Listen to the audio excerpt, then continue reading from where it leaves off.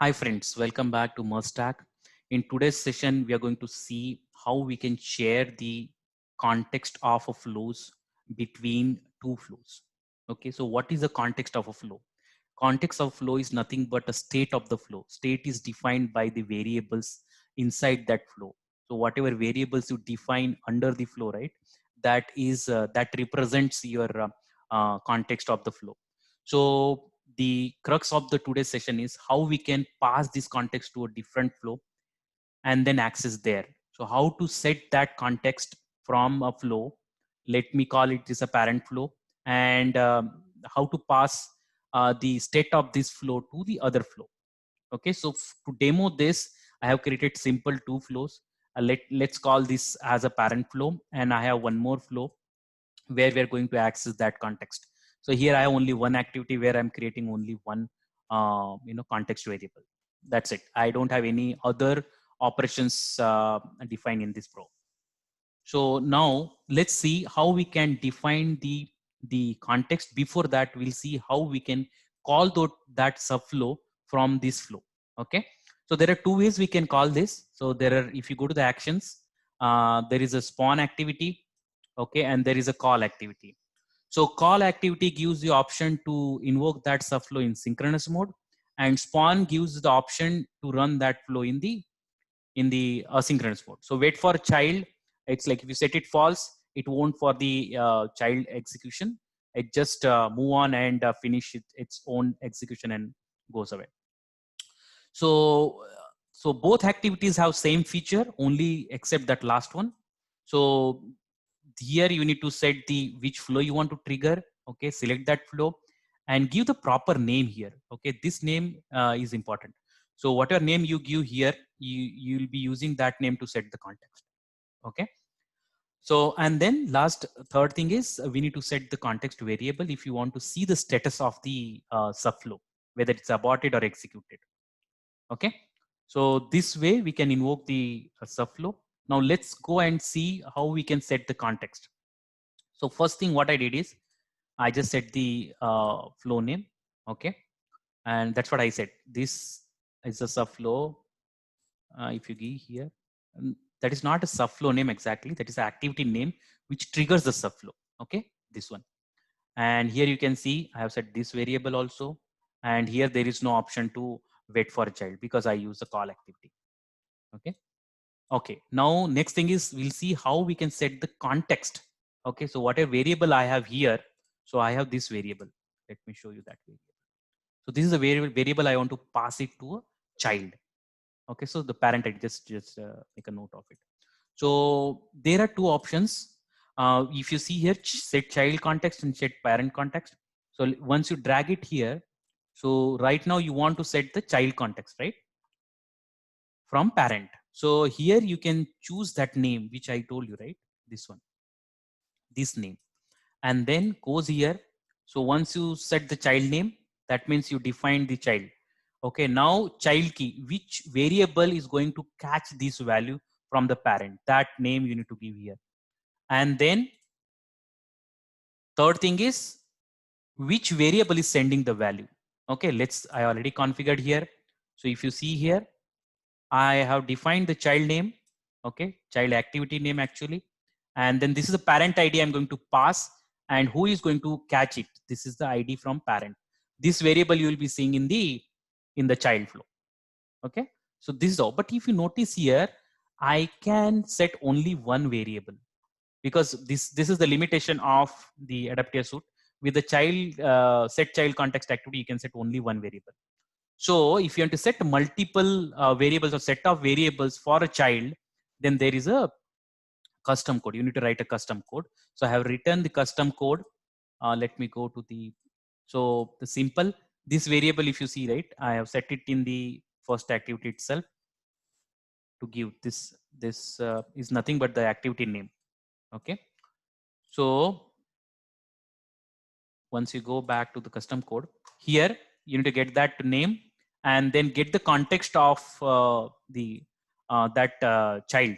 So if you already define, right, then you'll get it.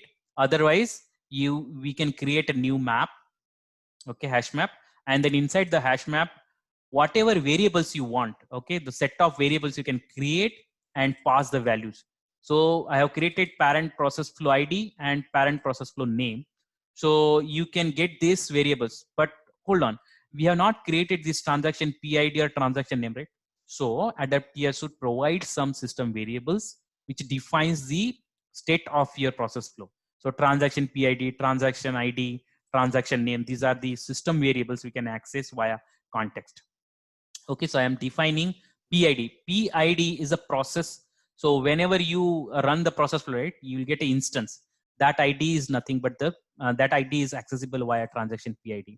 And if you want to see entity ID of your process flow, then there is something called transaction ID. That is a constant that won't get changed. But this transaction PID, every instance, it will get changed. Whenever you trigger, right, this value will get changed. So these two variables, I'm setting it from the custom code, and you can add on if you want. And then finally, if you see here, I'm setting that context variable, okay, child context with that map. Okay, so that's what we are doing it from the custom code. Then let's go back to the process flow quickly. So here I'm using that custom plugin. I have added that code to custom plugin, and that custom I'm using it here. And then we are invoking it. Okay. And inside the subflow, we am just setting one variable. Let's see, child flow transaction PID. So here I'm using transaction PID. Okay, let's run this and see how it looks. So let me go to the develop tab, process flows, and let's run this.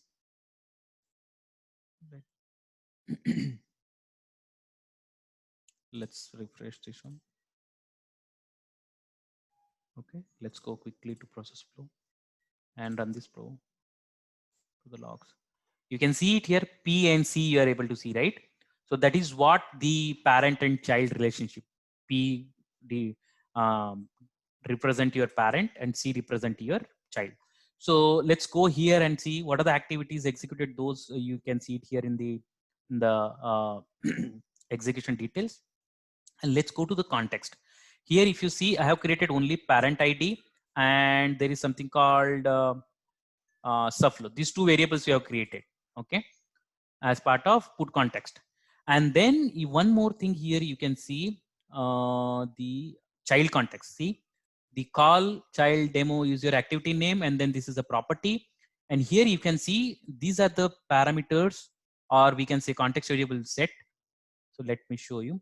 So this ID from parent, we have set it in the set context, right here, this one. Okay, and then these two values we have set it in custom code, and these two values are coming default. Okay, so even if you don't set the context, the default context will set these two values. Okay, parent flow ID and parent PID. I was talking about, right, this is the entity ID and this is your instance ID, when which your instance you're running, right? This will get always it will get changed, but this will be the same. Okay, so let's go back and see a few more details. So one more thing which we have noticed, subflow status, right? One variable we have created in the set child context. So that, see, this is executed. It stores the status of the child flow. Yeah, and then I was talking about these are the system variables. You can see here event context map, transaction ID, transaction PID, and this is again we have not created it. It's there. Okay, transaction name.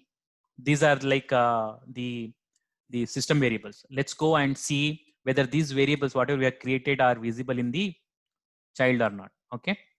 Yes. So ID from parent is visible. Parent process flow name is visible. And this is the default, right? This is also visible. Parent flow ID is, parent flow PID is also visible. And these two guys are like the transaction PID and transaction ID of this subflow. Okay. Then we have parent process flow ID, which is coming from the parent. Okay. And this variable we have created in the child flow. Yes.